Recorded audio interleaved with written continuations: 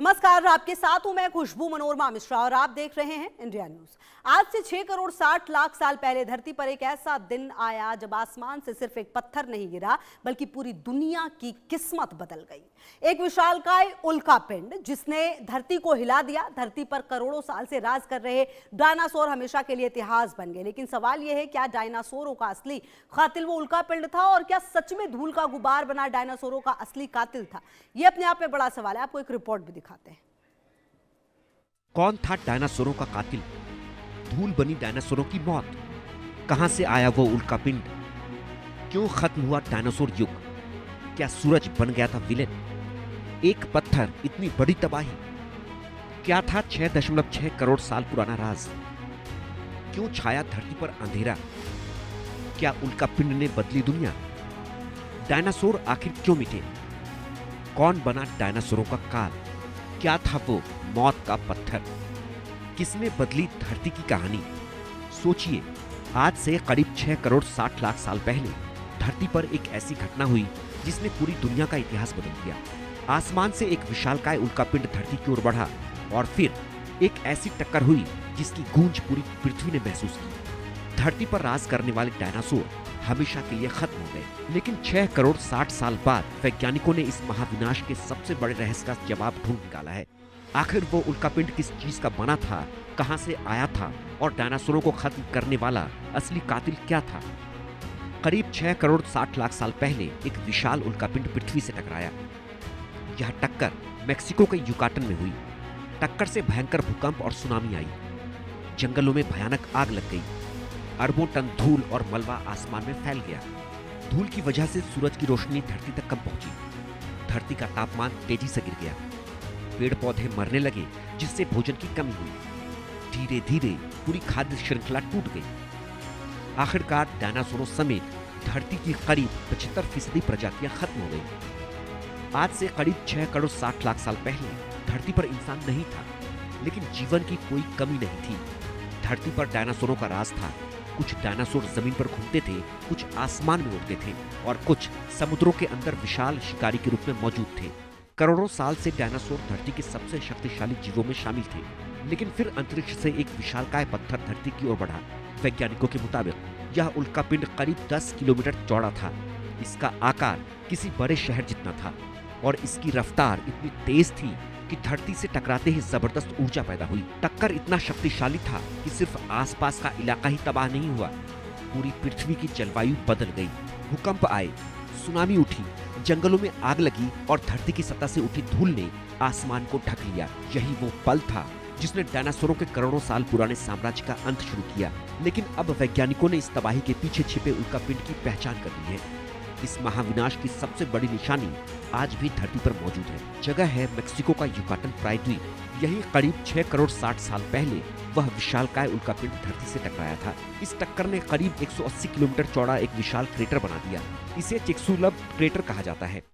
सोचिए, करीब 10 किलोमीटर का एक उल्कापिंड और टक्कर के बाद 180 किलोमीटर चौड़ा गड्ढा। टक्कर के समय धरती की सतह का एक बड़ा हिस्सा पिघल गया होगा। चट्टानें हजारों किलोमीटर दूर तक उछली होंगी। भूकंपों की लहरें पूरी पृथ्वी में फैली होंगी। समुद्र में विशाल सुनामी उठी होगी और जंगलों में आग लग गई होगी। इस टक्कर का सबसे लंबा असर बाद में दिखाई दिया। टक्कर के बाद धरती की चट्टानें और मिट्टी अरबों टन मात्रा में हवा में पहुंच गई। धूल और मलबे का यह गुबार धीरे धीरे पूरी दुनिया के वातावरण में फैल गया और फिर सूरज की रोशनी धरती तक पहुंचना कम हो गई। यहीं से शुरू हुआ वो वैश्विक संकट जिसने डायनासोरों के साथ साथ धरती की 75% प्रजातियों को खत्म कर दिया। लेकिन इतने सालों बाद वैज्ञानिकों को कैसे पता चला कि डायनासोरों को खत्म करने वाला उल्कापिंड आखिर किस तरह का था? इसका जवाब छिपा था धरती की एक बेहद पतली परत में। यह परत उस समय बनी थी जब डायनासोरों का अंत हुआ। वैज्ञानिकों ने दुनिया के अलग अलग हिस्सों से इस परत के नमूने लिए। इन नमूनों में मौजूद रासायनिक तत्वों का अध्ययन किया गया।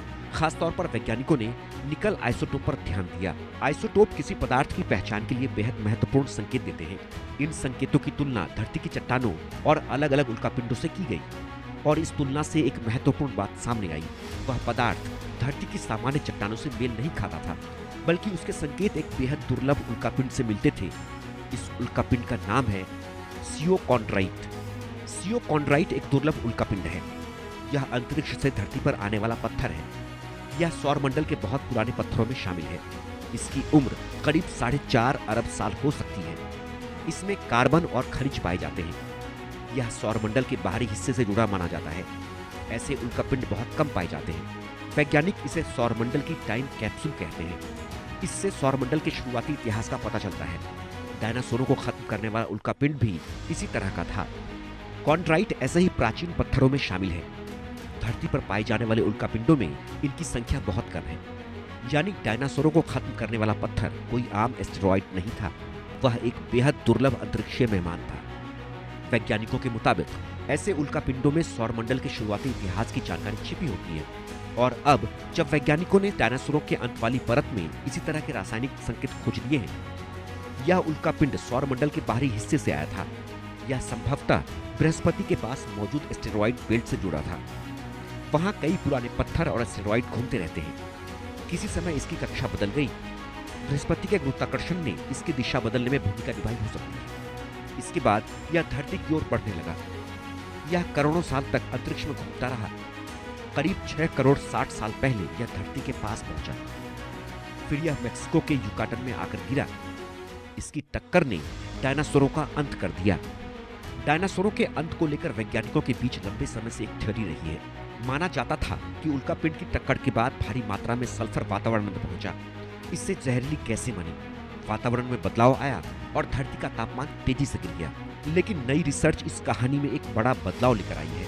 वैज्ञानिकों का कहना है कि सियोकॉन्ड्राइट उल्कापिंड में सल्फर की मात्रा इतनी ज्यादा नहीं थी कि अकेले सल्फर को इस महाविनाश का मुख्य कारण माना जाए। उल्कापिंड के धरती से टकराते ही अरबों टन धूल हवा में फैल गई। यह धूल पूरी पृथ्वी के वायुमंडल में फैलने लगी। धूल की मोटी परत ने सूरज की रोशनी को धरती तक पहुंचने से रोक दिया। रोशनी कम होते ही धरती का तापमान तेजी से गिरने लगा। ठंड और अंधेरे की वजह से पेड़ पौधे मरने लगे। पेड़ पौधों के खत्म होने से शाकाहारी डायनासोरों के लिए भोजन कम हो गया। शाकाहारी डायनासोरों के घटने से मांसाहारी डायनासोरों को भी खाना नहीं मिला। धीरे धीरे पूरी खाद्य श्रृंखला पूरी तरह टूट गई। भोजन और बदलते मौसम से डायनासोरों की अधिकांश प्रजातियां खत्म हो गई। डायनासोरों के अंत का असली कातिल धूल और मलबे का गुबार था। डायनासोरों के खत्म होने के बाद धरती पर जीवन का पूरा संतुलन बदल गया। करोड़ों साल से जो जीव धरती पर सबसे ताकतवर थे, वो अचानक इतिहास बन गए। लेकिन प्रकृति में एक अंत कई बार किसी नई शुरुआत का रास्ता खोलता है। डायनासोरों के खत्म होने के बाद छोटे स्तनधारी जीवों को आगे बढ़ने का मौका मिला। धीरे धीरे इन जीवों की नई प्रजातियां विकसित हुईं। समय बीतता गया। करोड़ों साल बाद इसी विकास की लंबी यात्रा में इंसान का जन्म हुआ। 6 करोड़ 60 साल पहले हुई वो टक्कर आज भी वैज्ञानिकों के लिए एक बड़ी पहेली है। लेकिन अब इस पहेली का सबसे बड़ा हिस्सा सुलझ चुका है। डायनासोरों को खत्म करने वाला उल्कापिंड एक दुर्लभ सियोकॉन्ड्राइट एस्टेरॉयड था। सौरमंडल के बाहरी हिस्से से आया ये पत्थर धरती से टकराया और पूरी दुनिया बदल गई। लेकिन सवाल अब भी बाकी है, अगर भविष्य में कोई विशालकाय उल्कापिंड धरती की ओर बढ़े तो क्या इंसान उसे रोक पाएगा? Bureau report, India news. और इसी के साथ एक बड़ी खबर आ रही है। मौलाना साजिद रशीदी ने वंदे मातरम बिल का विरोध किया है। यह